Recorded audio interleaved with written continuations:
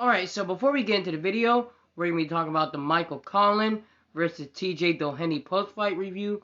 So Michael Conlan dominates TJ Doheny by a unanimous decision.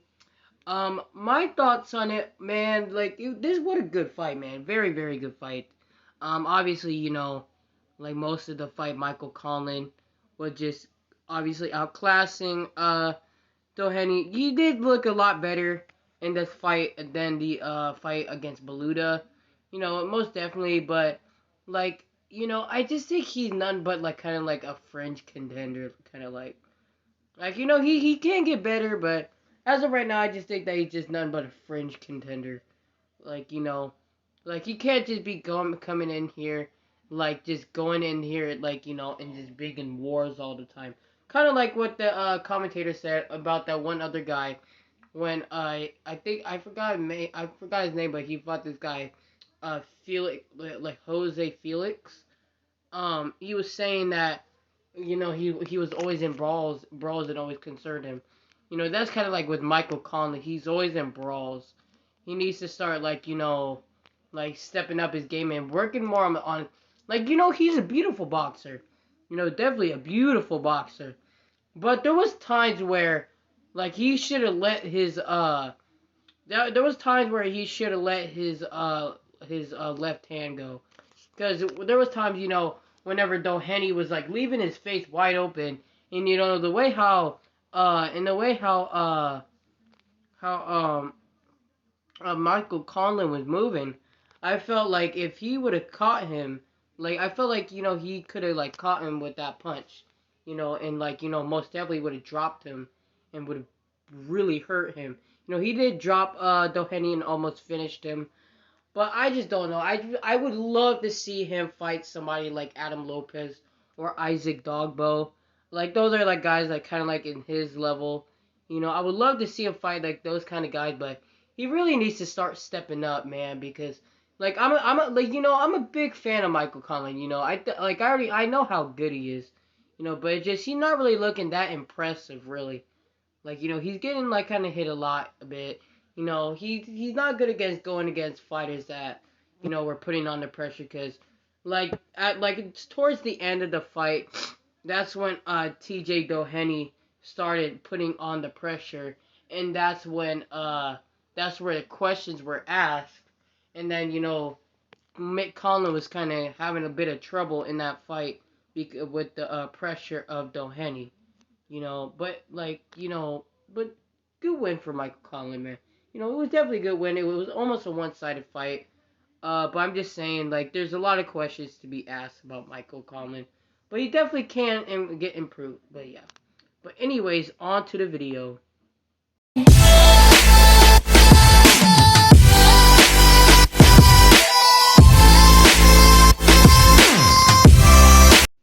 Hey, what's up, y'all?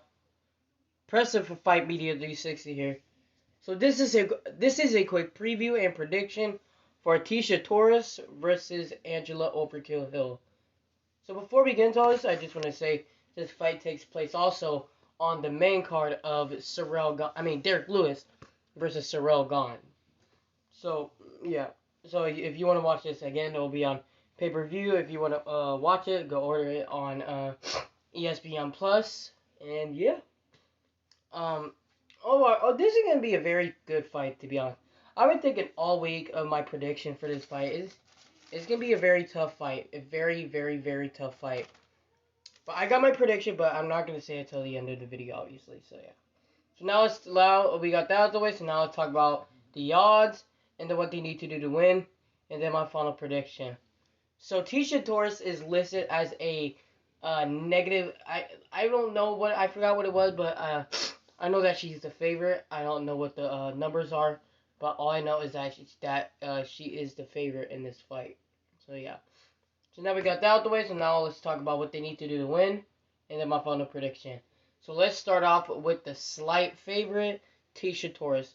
So really, I would like to see Tecia Torres just try to bully Angela Hill and try to take her on the ground, and pretty much just kind of dominate the fight by doing that. Because Cause she can grapple a little bit, and she does got hands.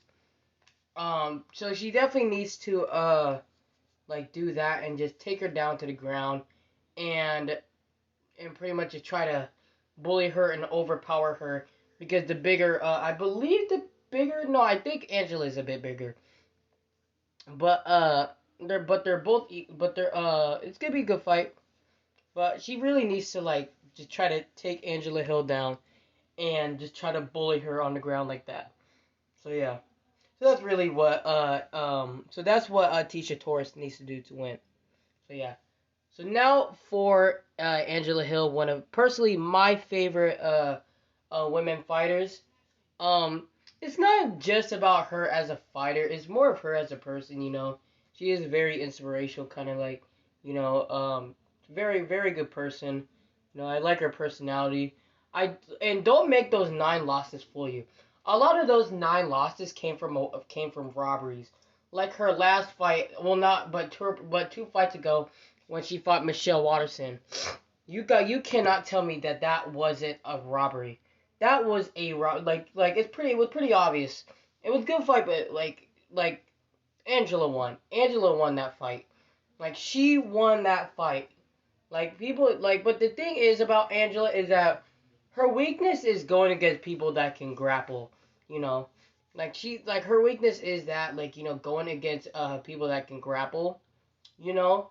But she's so good at her and like using her hands. She's a very good striker. She has a very accurate jab. That would be definitely the key in this fight because I believe she is the taller fighter. Because in the weigh-ins it looked like she is taller and probably a bit bigger. So like that's what she really needs to do is pop that beautiful jab, at Tecia. Because for a girl like that has 9 losses, she has good skills at striking. Like that's literally she's a talent. She is a big talent. I'm not saying she can go against any of the top fighters in that division like Rose Namajunas or Andrade or Andrade you can say Jessica Andrade. I believe I forgot what Jessica Andrade is fighting, but I know she's gonna be fighting on the card of something. I'm not sure, but I know she is. I believe I forgot what the card she is fighting on. I think she's fighting. I forgot, but it's good. But this is gonna be a good fight, man. Both girls, very talented. But it's very tough. But that's what Angela Hill needs to do is to really just make it her kind of fight, and it's a striking fight because both of them are really good at striking. I mean, skill wise, you can probably say Tecia is maybe a bit better skill wise because she has more techniques on she can like throw hands and she can also grapple. So she does have more tools in the bag than Angela. But if Angela, sorry guys, I have allergies today. But if Angela can make it her kind of fight in a striking fight, pop her jab out, keep Tecia at bay, with the jab, and use your height, make it kind of like a boxing fight, and then she also needs to work on her grappling in this fight. She is getting a lot better with the grappling. I'm not gonna lie. Angela is getting a lot better with the grappling. Like a long time ago when she first came into the UFC or in the octagon, she was never really a good grappler. Even now she's not really the best, but she's definitely getting better. So, sorry guys. So she definitely needs to work on the grapple in this fight and learn some techniques. Not saying learn submissions or anything like that, but she definitely needs to learn like takedown defense because when she's kind of like she's like not saying like don't get offended with it, but she's kind of like a Kevin Holland in a way. That's what she kind of reminds me of is like a female version of a Kevin Holland. Is that she's really really good with her hands, but she's not good at grappling. She gets easily taken down. She can't really get up from from some whenever somebody takes her down. Like, that's what she kind of reminds me of. It's kind of like a female version of a Kevin Holland. You know, they're both very, very talented at striking. But when it comes down to grappling, like, they're not the best. So she definitely needs to work on her grappling in this fight. And, you know, and I'm not saying to just go down, like, take her down to the ground and just do that. But she just needs to learn takedown defense. Kind of like what Izzy did in his fight against Marvin Vettori, because you know people had a lot of questions about Israel, saying like even though Israel came into the fight with the big favorite, you know there was questions asked about like how is he gonna handle Marvin Vettori's grappling, because Marvin Vettori is a very very good wrestler. You know, and then he answered all those questions. He worked on his takedown defense.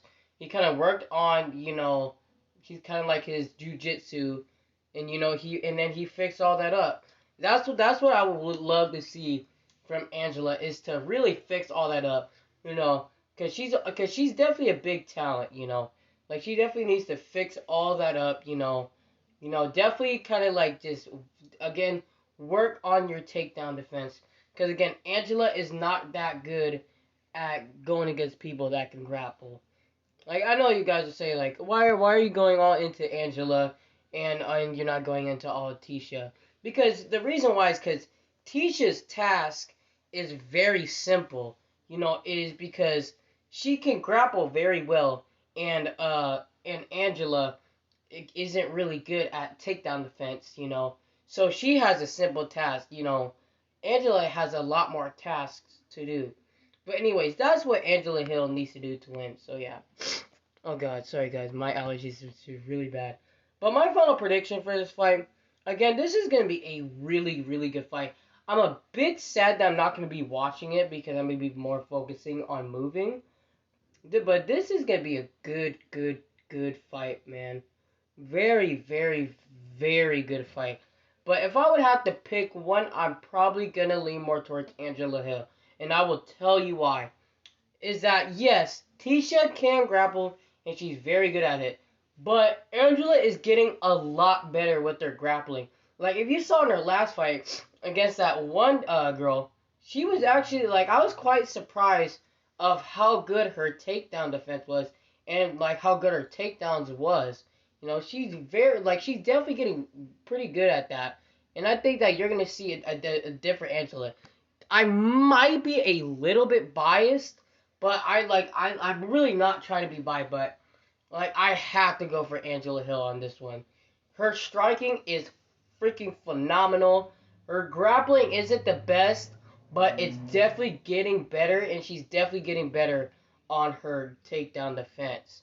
But I just have a feeling that, you know, that Angela Hill is about to put on a clinic and will win this fight by a unanimous decision. So yeah. So that's my final prediction. I got Angela Hill by a unanimous decision. Make sure you guys like and subscribe. I'm Preston from Fight Media 360, and thank y'all for watching this video.